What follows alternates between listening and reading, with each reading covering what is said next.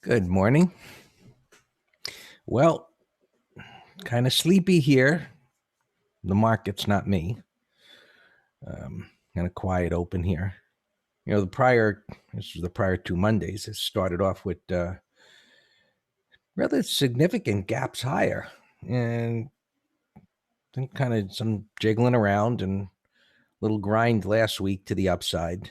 But a lot of the gains have been coming on these Monday morning gaps, and that's not happening. So I don't know if that means anything, but just taking notice of that fact. So we actually got markets that are down a little bit, not doing any damage. That being the case, things are quiet. They're neutral.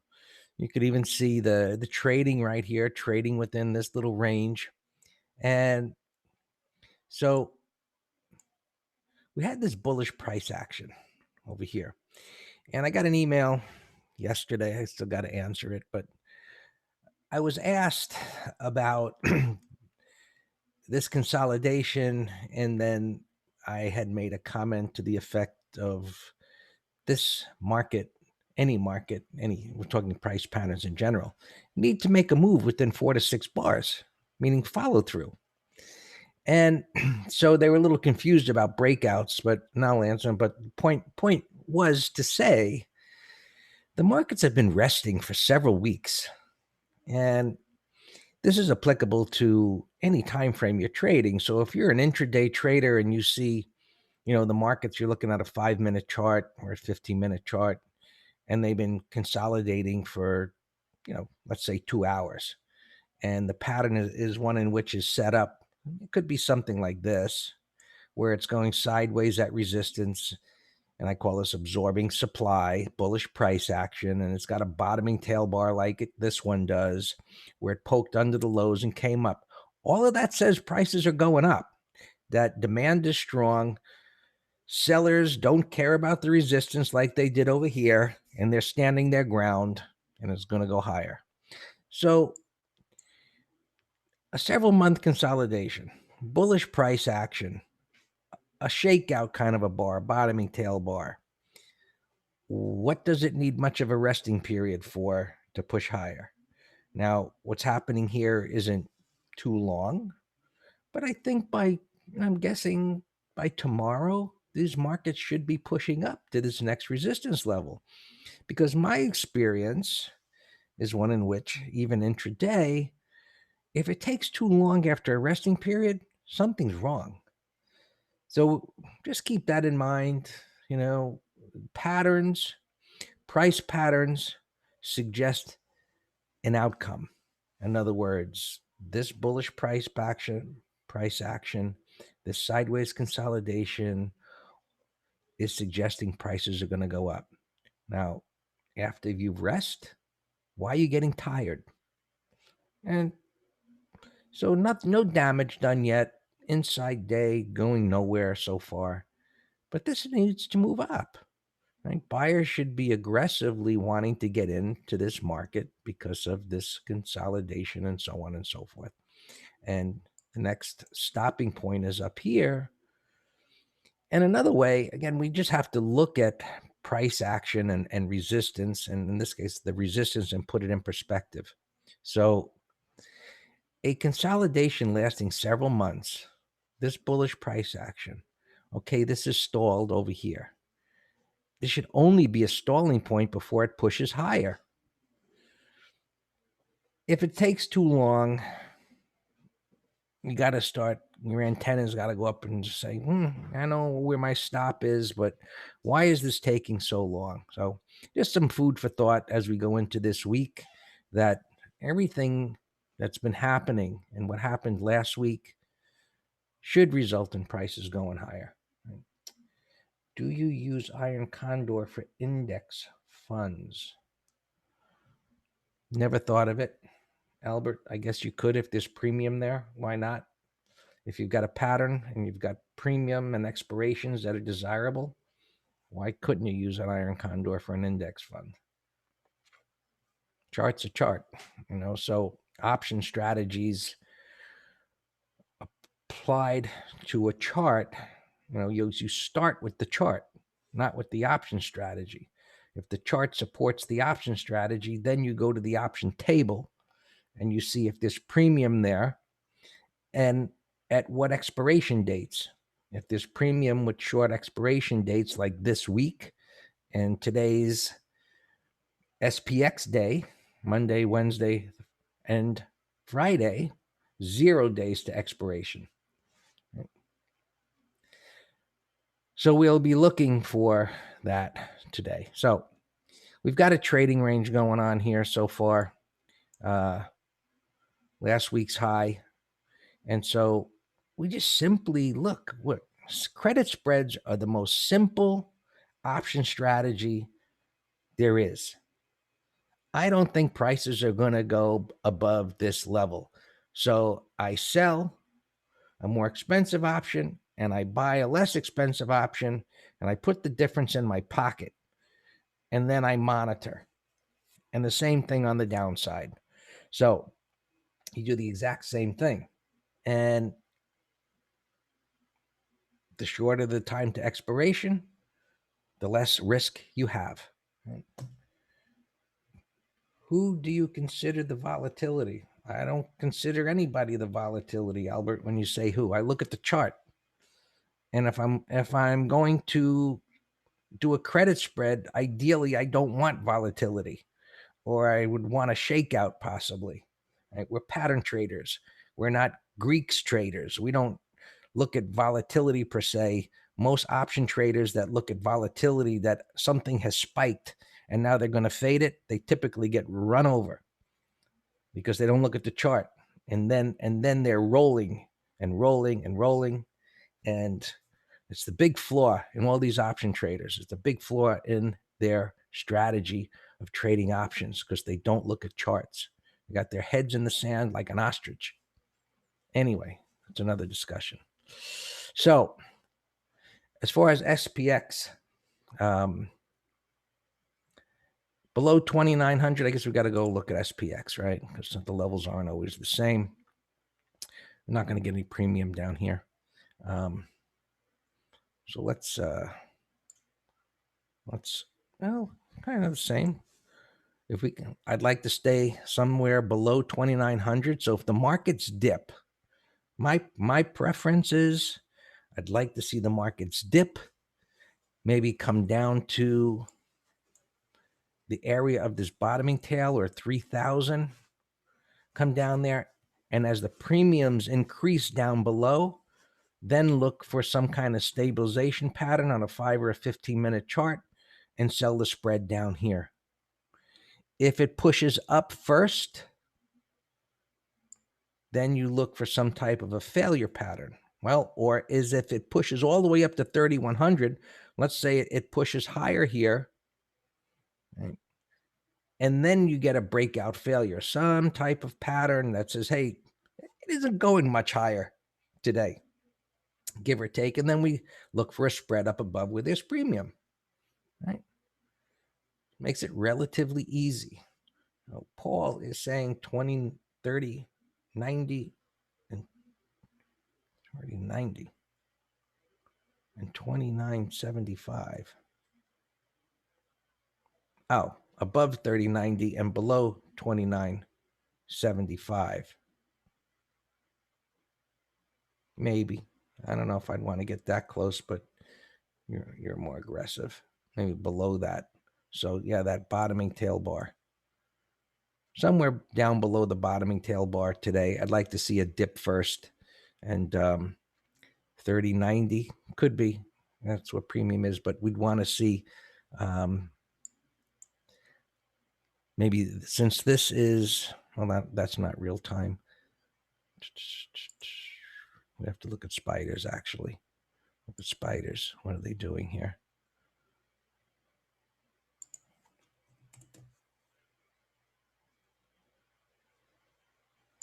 They're just hanging out doing nothing.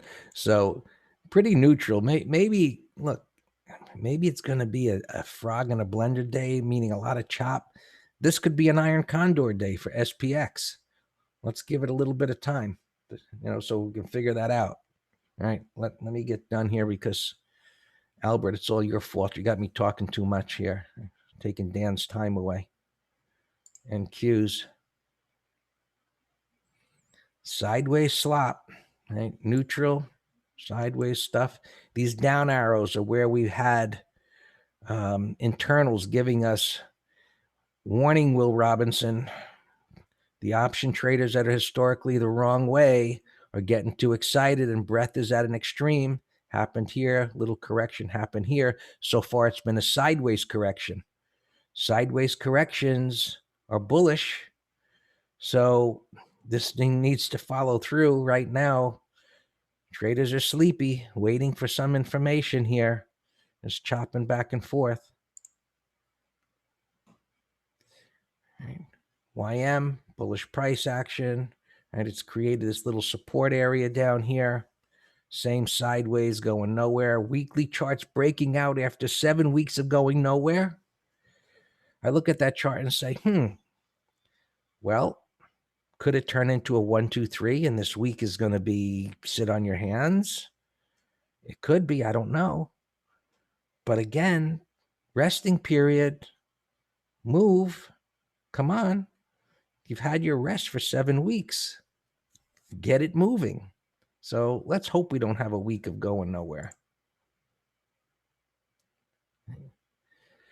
Similar pattern in the Russell, right? The move up, came down, buyers showed up, bottoming tail, inside bar here this morning, chopping nowhere.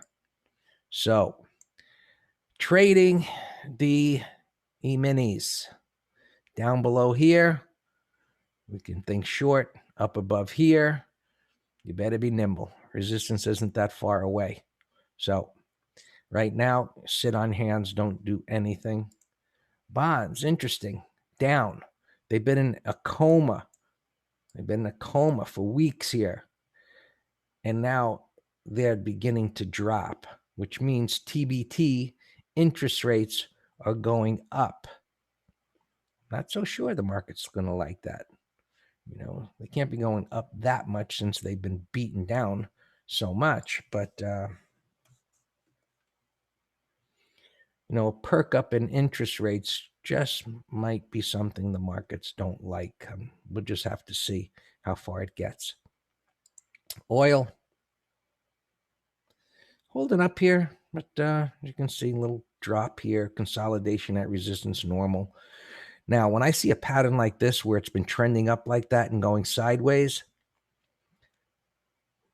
you better watch this closely if you're trading it, meaning that bullish price action, that sideways price action, and that perk up, it should keep going up. So this could be an inside bar before moving higher.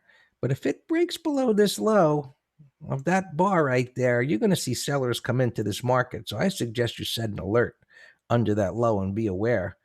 Even if you're not trading oil, to be aware if oil breaks under that new high bar low there. And gold down a bit, but held at major support down here, coming up to the top of the range. All right, so you got a little trading range going on here. Just back and forth. Now coming up to the top of the range. We'll see what it does. You can see the weekly chart going sideways, bottoming tail bar. Suggests it should resolve itself to the upside, and longer term, that's still bullish. So our expectation is that it should be able to take out this high and can continue to push up. Right. I'll look at this and then I'm handing it over to Dan. TME, Entertainment, Music Group. I don't know. Got some resistance over there. This is all kind of sloppy. Maybe 1260 right now. I guess you could put on a watch list. It really doesn't interest me. All yours, Dan. All right. Good morning, everyone. Yeah, Bassam's asking, he says, hey, from outside the U.S. looking in, why aren't the markets down more with the chaos going on? I surely expected a gap down. I mean, we're getting one here, but the extent of it, who knows? You know, it's the collective market participants' view on what's going on. I mean, of course, it's negative. It's horrendous. I live in the richest part of Fort Lauderdale, and a mile away they had the riot people out last night. So it's, you know, it's close to home. And we had a curfew at 9 p.m. Same here, Dan. Really? Well, no trouble here, but um, there's a local judge that emails the mayor and the chief of police and was thoughtful to blind copy me. He's telling them, tell all the police we are not taking any shit. They better go out there and kick some ass if those people come here. Yeah, you know, you heard me, you know my view from Friday when I was venting, and yeah, it's just worse. I mean, do all the polite protesting you want, have at it. Bring all the lawsuits you want, have at it. But this destruction is very, very sad. All right, so I got Target here, so that, you know, they're having to shut down stores.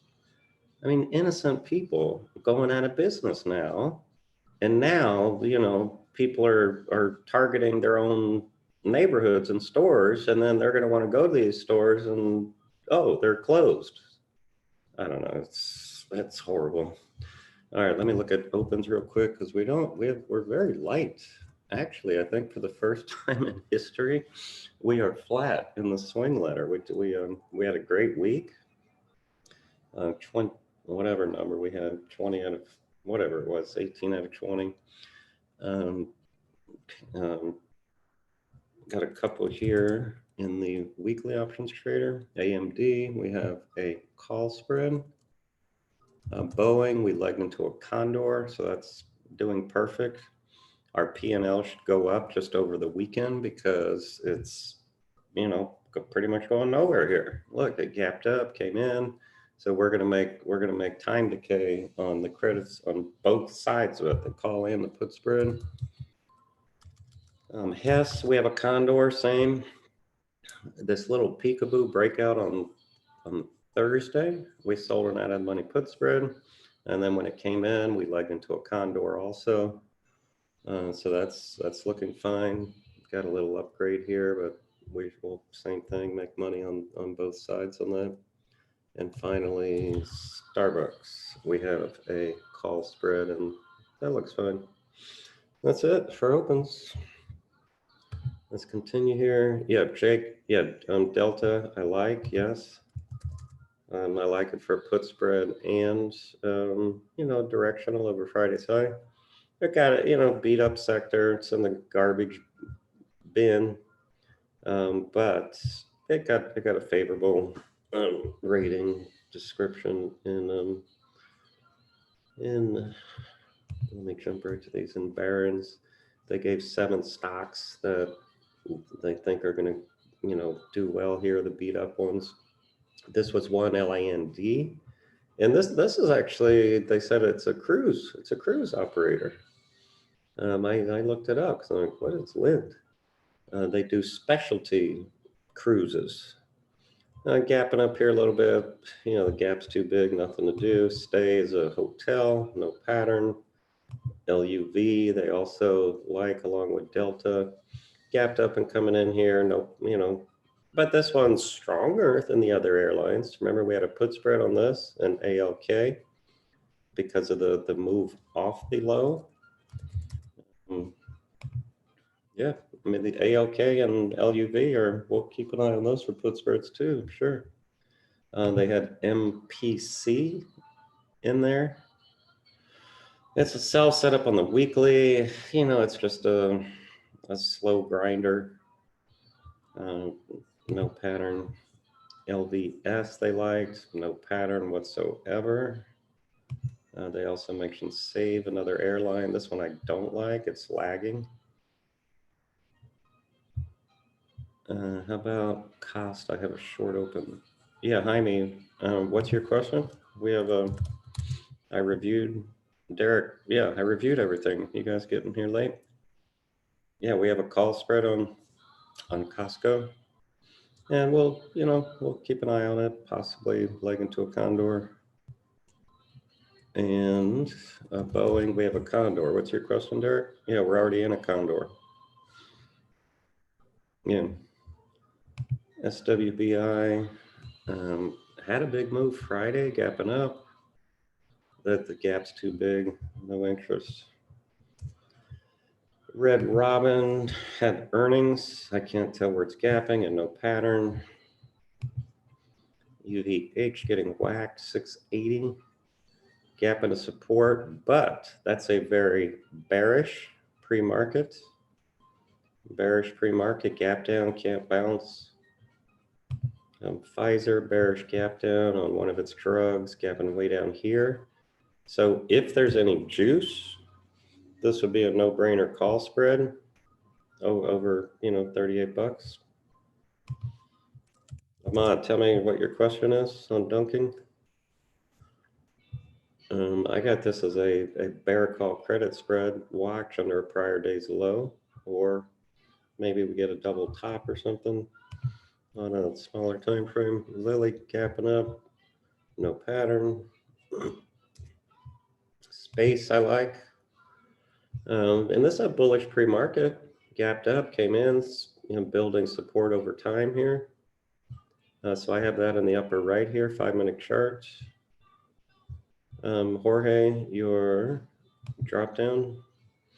All panelists and attendees. George is asking about Snap. Yes, Snap.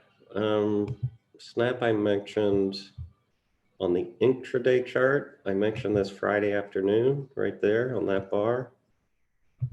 Gave you a little end of day rally. It's gapping up, I'm not going to be pushing anything here today. It's strong. But for a new trade, I don't know. Guild, the pre-market is way too wild for me.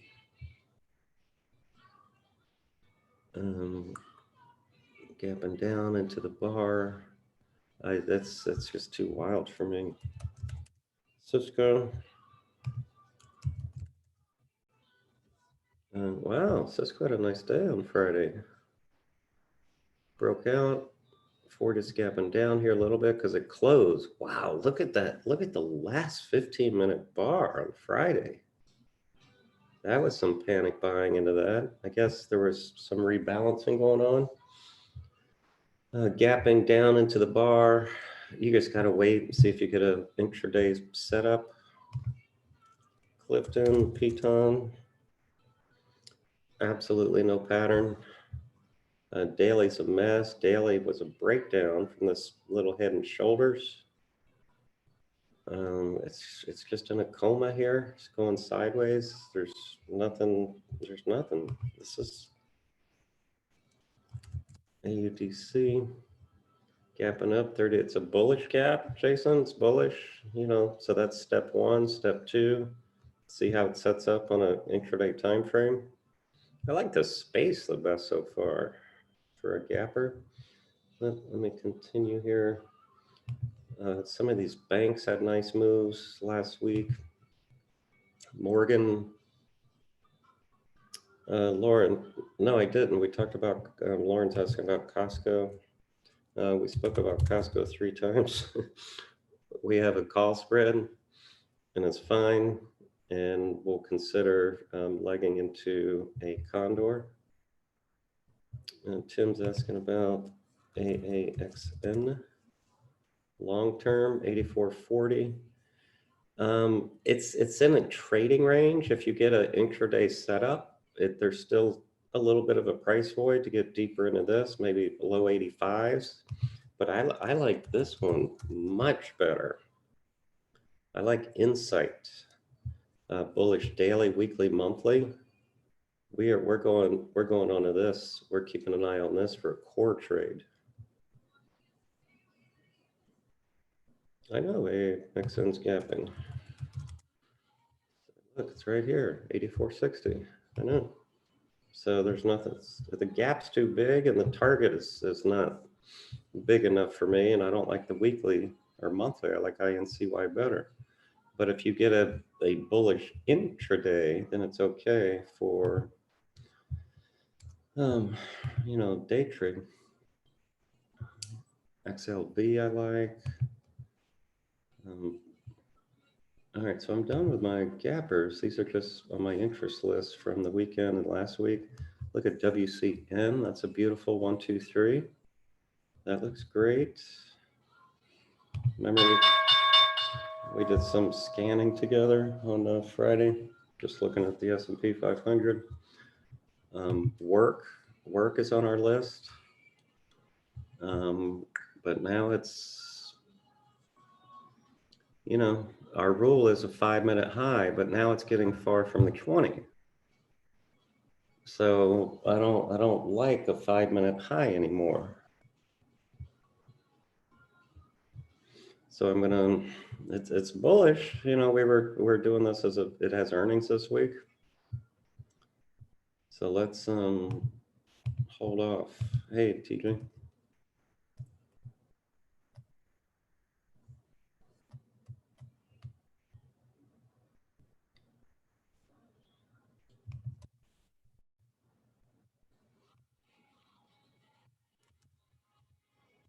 All right, so I'm gonna hold off on work.